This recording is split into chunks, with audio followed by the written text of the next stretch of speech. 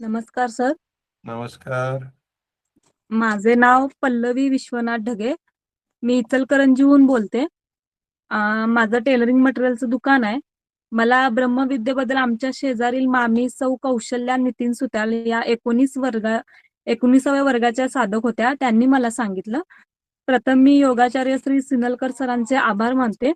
तसेच पटेलताई, प्रसादेताई, पार्टेताई, गोडसे सर, योगिताताई आणि कायम हसत असणाऱ्या ज्योतिताई या सर्व गुरुवर्यांचे आभार मानते.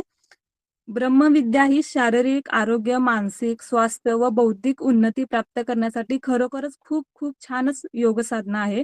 आजार म्हणजे असं काही नव्हते. फक्त जरा एक तासभर काउंटरला उभारले तर नंतर बसले की कंबर खूपच दुखायची. परंतु आता काहीच त्रास होत नाही. गुड. मी दररोज सकाळी 4:50 उठून MP3 लावून सर्व श्वसन प्रकार करते. गुड.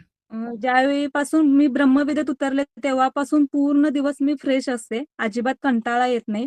मी Yes. पहिली पण जल साधना केली होती आणि आता पण तिसरी पण परीक्षा दिली आहे. मला काहीच त्रास नाही झाला.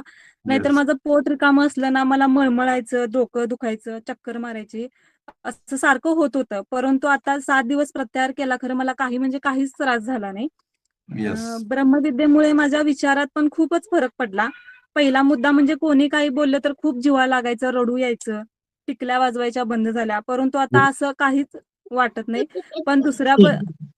पण दुसऱ्याबद्दल विचार करण्याची पद्धत पण बदलली आणि आता फक्त पॉझिटिव्ह विचार येतात.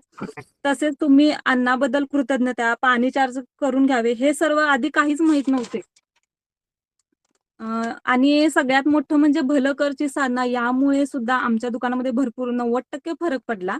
Yes. आणि तसेच आपले गुरुवर्य श्री सिनलकर सरांचे तर जेवढे आभार मानावे तेवढे कमीच आहेत.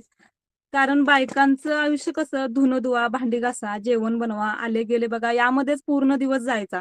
पण ब्रह्मविद्येमुळे आपली विचारसरणी, आपले जीवन, आपला दिनक्रम पूर्ण बदलून जातो. मी ब्रह्मविद्येमध्ये ज्यावेळी जॉईन झाले तेव्हा माझे वजन 60 किलो होते.